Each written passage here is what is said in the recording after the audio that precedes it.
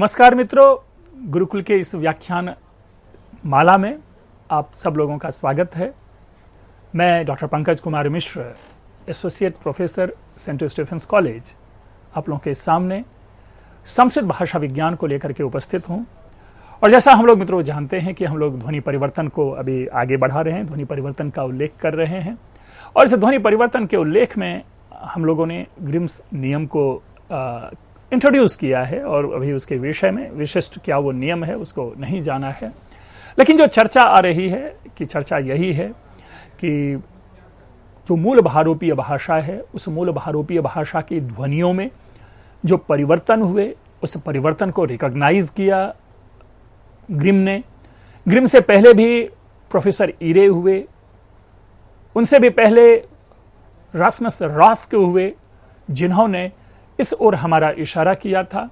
और वो सारे इसके साथ साथ हमने यह भी बताने की कोशिश की थी आप लोगों के सामने कि अगर ध्वनि नियम को सर्वप्रथम यदि किसी एक महामानव ने चिन्हित किया है तो वो पाणिनि है, जिन्होंने संधि के नियमों को बताते हुए उन ध्वनि में होने वाले परिवर्तनों की ओर इशारा किया। और मैंने इस पर टिप्पणी की थी कि हम लोग जो हैं वो केवल उसे संधि मात्र तक सीमित हमने रख छोड़ा है। हमने कभी भी उसको भाषा विज्ञान का एक पार्ट, भाषा विज्ञान का एक माध्यम बना करके यह प्रवर्तित करने का प्रयास नहीं किया कि संस्कृत में ध्वनि परिवर्तन के नियम अस्तु। और उस ध्वनि परिवर्तन के नियम के उदाहरण के रूप में भी हमने प्रस्तुत किया था कि किस प्रकार हमारे स्वर वर्ण हैं या किस प्रकार हमारे व्यंजन वर्ण हैं वे बदल जाते हैं और किस प्रकार एक नई ध्वनि हमारे से निकलती है।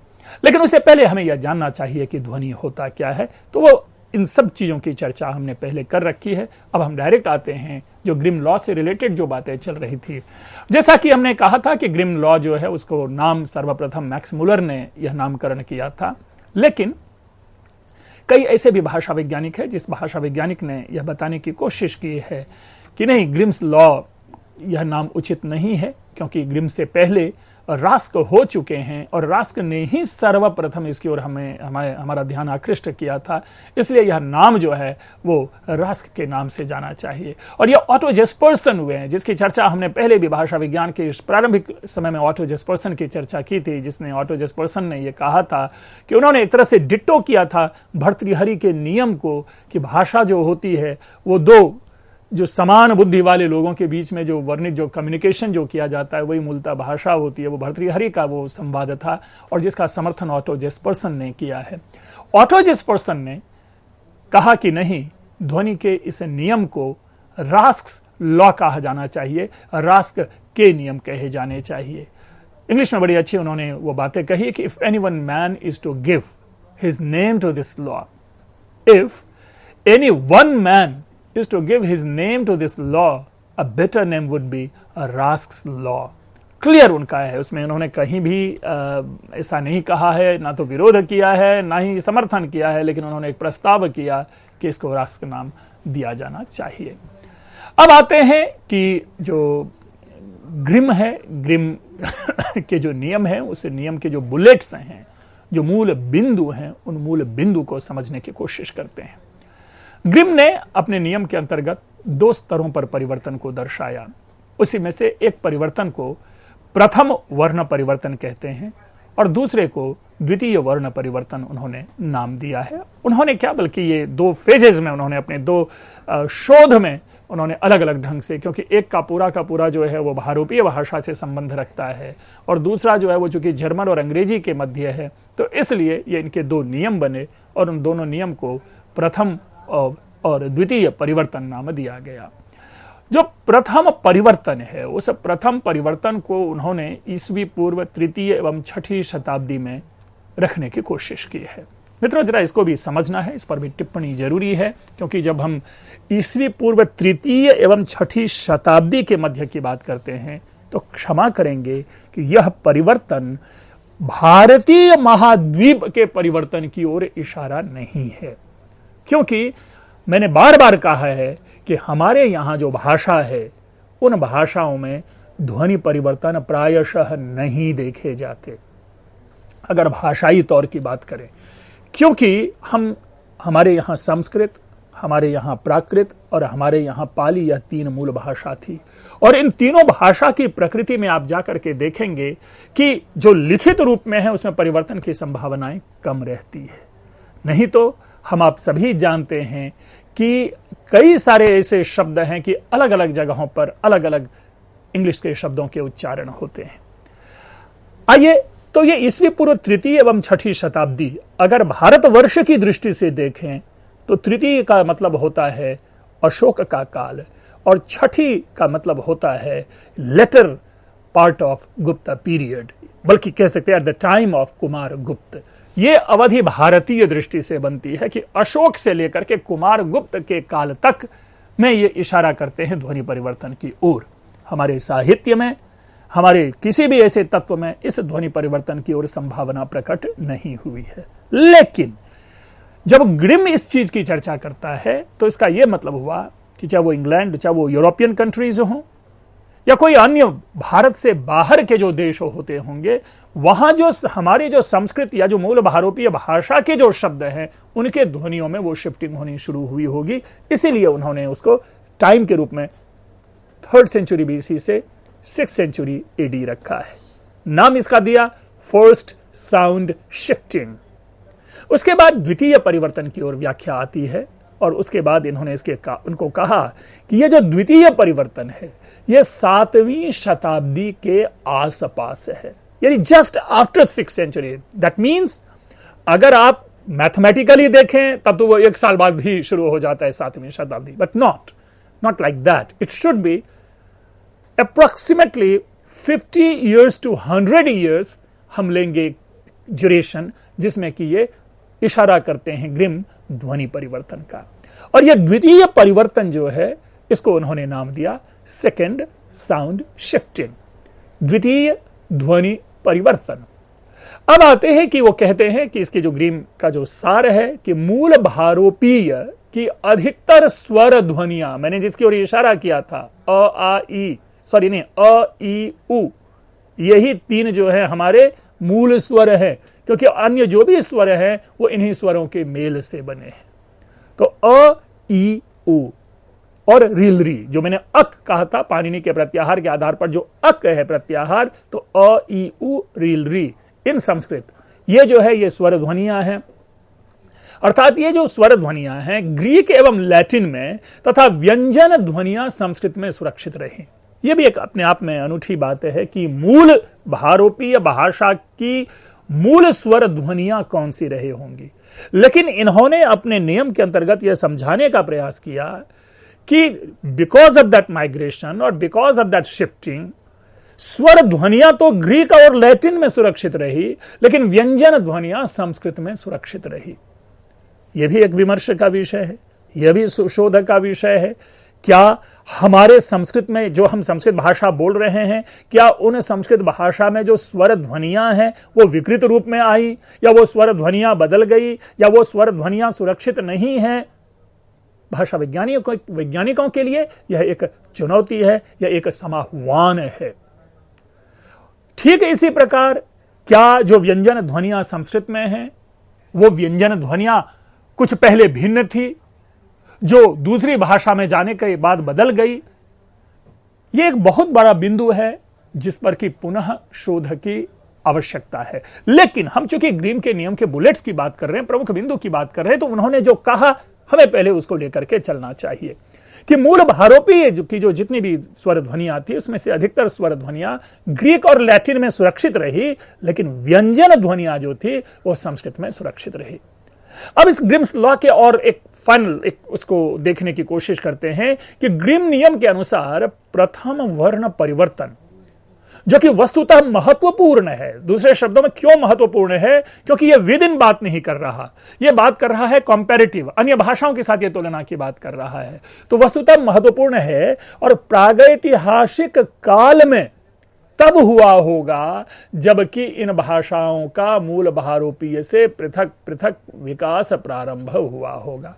ट्रू, सही है, ये बात समझ में आती है कि प्रागैतिहासिक काल, प्री हिस्टोरिक पीरियड में ये ध्वनि परिवर्तन की बातें निकली होगी और तब हुआ होगा जबकि इन भाषाओं का मूल भारोपीय भाषा से पृथक पृथक विकास प्रारंभ हुआ होगा। दैट मीन्स इसके माध्यम से एक बात और हमारे सामने निकल कर आती है कि जो मूल भारोपीय भाषा रही होगी उन मूल भारोपीय भाषा से ही अन्य भाषाएं निकली, अर्थात ग्रीक, लैटिन और संस्कृत से पूर्व भी एक कोई भाषा रही होगी जिस भाषा से यह ग्रीक, लैटिन और संस्कृत निकली है और तदनुसार यह ग्रीक, लैटिन, संस्कृत से अन्य भाषाएं निकली। यह इस कथन का सार निकलता है। अब यह हमारे लिए जानना, हमारे लिए समझना महत्वपूर्ण है कि क्या वैदिक या लौकिक संस्कृत से पूर्व भी कोई भाषा थी? यदि रही होगी तो उसके क्या प्रमाण हैं हमारे पास? वो उपलब्ध नहीं है। और यदि उपलब्ध है तो उन ध्वनियों तक हम कैसे पहुंचें? क्यों? क्योंकि जो लिखित प्रमाण है हमारे पास वो तो सिंधु सभ्यता तक की ही प्राप्त होते हैं और सिंधु सभ्यता की जो ध्वनियां हैं उन ध्वनियों को हम आज तक समझ नहीं पा रहे हैं, और अगर समझने की कोशिश कर रहे हैं तो वो आज की ध्वनियों से उनको हम जानने की कोशिश कर रहे हैं। लेकिन ये जरूर है कि जो मैं शुरू से ही कहता रहा हूं कि जो चेंजेस ऑफ साउंड है, ये चेंजेस इन साउंड है, that is just because of migration, that is just because of shifting and that is just because of geographical impact.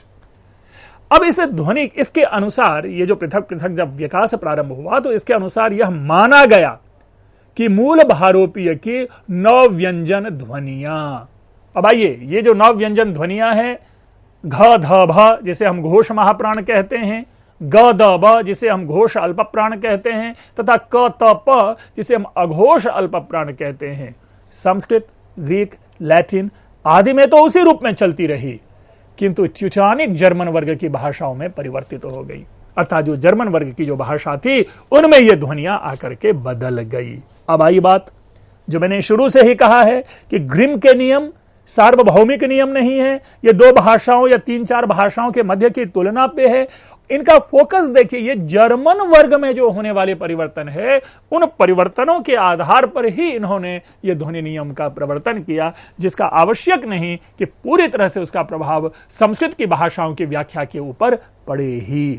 Clear है कि उन्होंने ट्यूटानिक जो जर्मन वर्ग की भाषा है उन भाषाओं में जो होने वाले परिवर्तन है उन परिवर्तनों की ओर इशारा किया है। लेकिन हां, यह स्पष्ट है कि उन्होंने कम से कम मूल भारोपीय व्यंजन ध्वनियों को या संस्कृत की व्यंजन ध्वनियों को आवश्यक रूप में एक आधार बनाया, और वे 9 ध्वनियां रहीं, घ ध भ, ग द ब और क त प। मित्रों, इसके बाद जो इस परिवर्तन का अगर आप व्यवस्थित रूप देखें तो जैसा हमने शुरू में कहा कि ये जो 9 व्यंजन वर्ण जिसको अभी मैंने उच्चारण किया है उनको उन्होंने कहा कि यह मूल भारोपीय ध्वनि है। और यह मूल भारोपीय ध्वनि किस प्रकार जर्मन में आकर के परिवर्तित हो रही है। अर्थात अगर घोष महाप्राण है, दैट मीन्स अगर घ ध भ है, तो जर्मन में जाकर के वो घोष अल्प प्राण बन जाता है, वो ध्वनियां घोष अल्प प्राण बन जाती है और वह ग द ब में परिवर्तित हो जाती है। अर्थात घ ग में, ध द में, भ ब में परिवर्तित हो जाती है। क्लियर है? इसी प्रकार जो घोष अल्प प्राण है ग द ब, यानी जो जर्मन में जो घोष महाप्राण घोष अल्प प्राण बन रहा है, वही घोष अल्प प्राण जो कि मूल भारोपीय में है वो जर्मन में जाकर के अघोष अल्प प्राण में परिवर्तित हो जाती हैं वो ध्वनियां, और ग द ब क्रमशः क त प में परिवर्तित हो रही है। तीसरा जो चरण है, जो तीसरा जो सेट ऑफ साउंड्स हैं वो है अघोष अल्प प्राण की, और वो अघोष अल्प प्राण जो है वो क त प, यह जर्मन में जाकर के घोष महाप्राण यानी ख थ फ में परिवर्तित हो रहा है। ये इसे घोष महाप्राण ना कह करके इसे अघोष महाप्राण कहा जाना चाहिए, उसमें जाकर के परिवर्तित हो जाती है ख थ और फ। तो इन्होंने इन 9 वर्णों में जो होने वाले परिवर्तन है उन परिवर्तनों को हमारे सामने रखा और यही प्रथम वर्ण परिवर्तन कहलाया।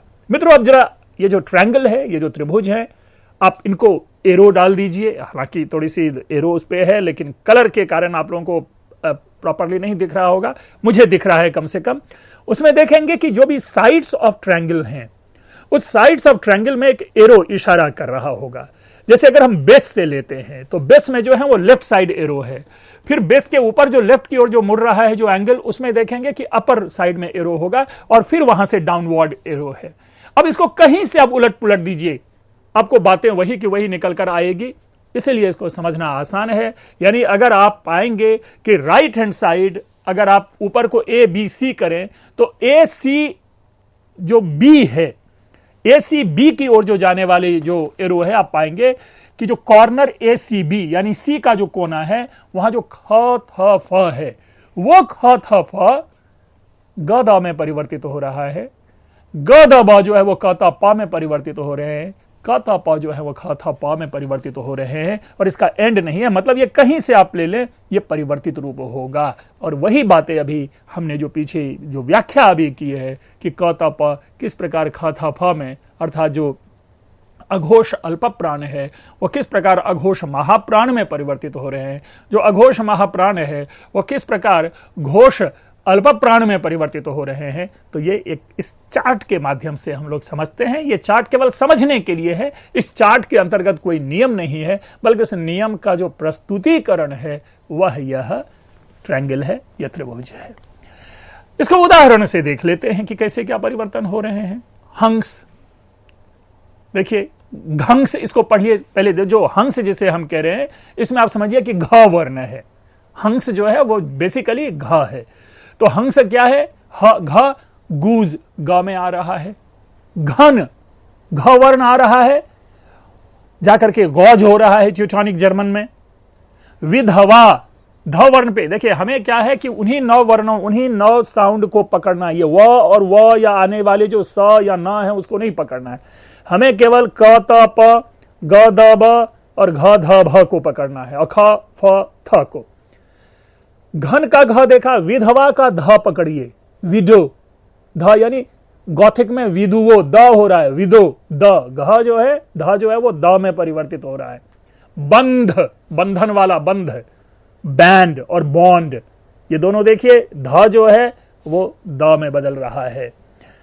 भ्रातृ, त्र, ब्रथर, टीएच हो रहा है।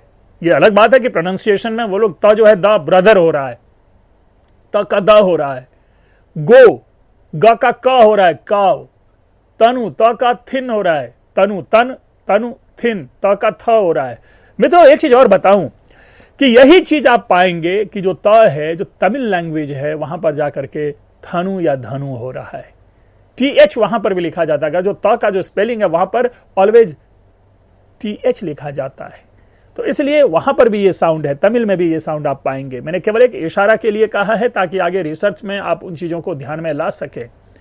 वहीं जो भ है वो पंजाबी में ब हो रहा है, यानी भ्रातृ जो है, जो ब्रदर है, वो वहां पे जाके, जो भाई जो है वो वहां पर पाई हो रहा है, जो भाभी है वो पाबी हो रहा है। तो इस चीज को ध्यान रखना है हमें।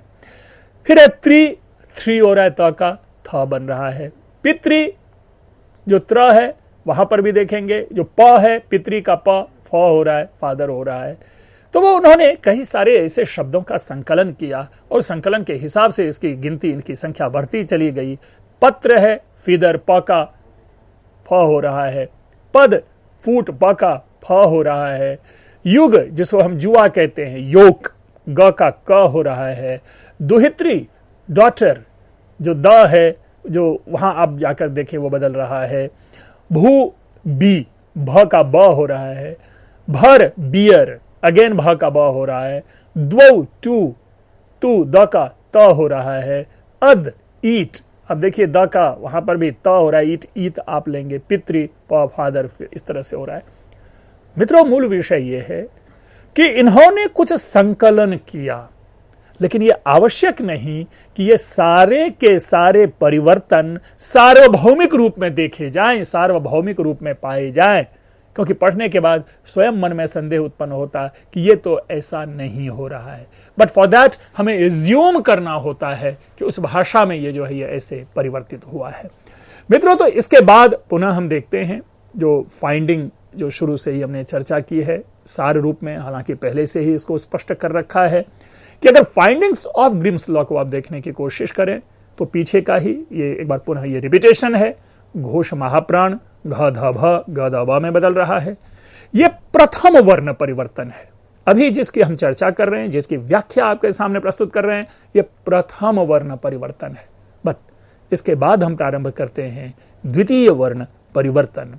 और द्वितीय जो वर्ण परिवर्तन कह रहा हूं, साउंड शिफ्टिंग है, ध्वनि परिवर्तन की बात कर रहा हूं कि इस नियम का संबंध है कि केवल ये विद इन जर्मन है। जैसा मैंने शुरू में कहा कि अगर हम पाणिनि के अष्टाध्यायी के संधि के नियम को हम विद इन संस्कृत में पा रहे हैं या विद इन हम इंडिया में पा रहे हैं, उसी तरह से ये जो द्वितीय ध्वनि परिवर्तन है, ये इनका क्या है कि विद इन जर्मन है, ये अंग्रेजी और जर्मन के बीच में है। लेकिन पहले का जो था प्रथम ध्वनि परिवर्तन, यह बेसिकली एक जो भारोपीय भाषा है, इनके संबंधों के, इनकी तुलनाओं के आधार पर यह हमारे सामने प्रस्तुत किया गया है। तो इस नियम का संबंध जर्मन वर्ग की ही उन दो शाखाओं से है जिन्हें उच्च एवं निम्न जर्मन कहा जाता है।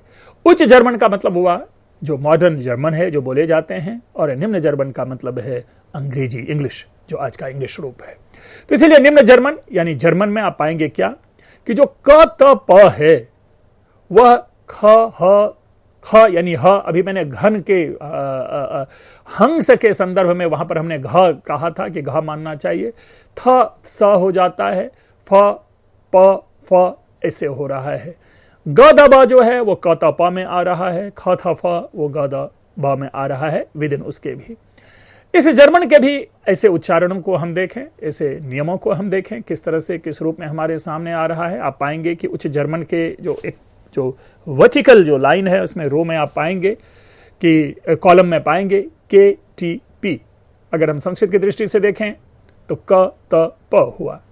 अंग्रेजी में जाकर के वही के ख हो रहा है, सी एच हो रहा है। आप पाएंगे कि सी एच भी कई जगह पे क का उच्चारण देता है। उच्च जर्मन में जाकर के ये ह होता है। अंग्रेजी में फिर आप पाएंगे ये अंग्रेजी में आप करके आपको जो क है वो सी एच और ख हो रहा है, जो टी त है वो स या स हो रहा है, पी फ या फ प फ हो रहा है। इसी तरह उच्च जर्मन में एच जो है वो जी हो रहा है, जैसे हमने हंस को गूज देखा। टी एच जो है वो डी या द हो रहा है। इसी तरह जो एफ वी यानी फ और व है वो ब हो रहा है। पुनः जो जी ग है वो क हो रहा है अंग्रेजी में आकर के। डी यानी द जो है वो त हो रहा है और ब जो है वह प हो रहा है। ये उच्च जर्मन से किस तरह से अंग्रेजी में परिवर्तन है उसको आप पाएंगे कि यहाँ पे 3 कॉलम में है। थोड़ा ध्यान से देखिएगा कि उच्च जर्मन अंग्रेजी, उच्च जर्मन अंग्रेजी और उच्च जर्मन अंग्रेजी ऑल टुगेदर आप पाएंगे कि 9 है, यानी क, ठीक है, ह क ग आदि इस तरह से वहां पे समझाया है। इसके बाद देखें इनके कुछ उदाहरण को ले लीजिए। क ख त थ प फ ख द आदि जो ऐसे उच्चारण हैं उनको आप उन वर्णों को देखिए। जैसे बुक है, योक है, स्पीच है। जर्मन में वो बुक जो है वो बुख क ख में हो रहा है, BUCH। इसी तरह योग जो है वो योक हो रहा है। जो स्पीच है वो जाकर वहां पे स्प्रैक हो रहा है, CH यानी ख वहां उच्चारण हो रहा है। वाटर शब्द है वो वहां पर वाट्सर हो रहा है, यानी SS आप पाएंगे वहां पे जो वो स पहले से ही बताया है वो हो रहा है। जो टू है वो त्स्यू हो रहा है और इसी तरह स्पीच जो है वो सेन हो रहा है। मित्रों, इसको थोड़ा से हमें इस ढंग से समझना चाहिए कि जिसे आज हम लोग पिज्जा कहते हैं, जेड का जो उच्चारण होता है वो पिट्सा भी होता है, पिज्जा भी होता है। तो उस एक उच्चारण को जरा इसके साथ लेके चलेंगे। जो जेड जो है वो स को दे रहा है। डीप स्लिप, डीप देखेंगे वहां पर आकर के क्या हो रहा है, तीफ हो रहा है। और शिफ, मैं पुनः कह रहा हूं कि जर्मन का क्या प्रोनाउंसिएशन है, वो तो प्रोनाउंसिएशन नहीं, लेकिन उस प्रोनाउंसिएशन से जो बात निकल कर आ रही है, हमें केवल SCH जो है वो श भी हम उच्चारण करते हैं और ख भी उच्चारण करते हैं। तो ये देखना है कि वहां पर जाकर के परिवर्तित हो रहा है।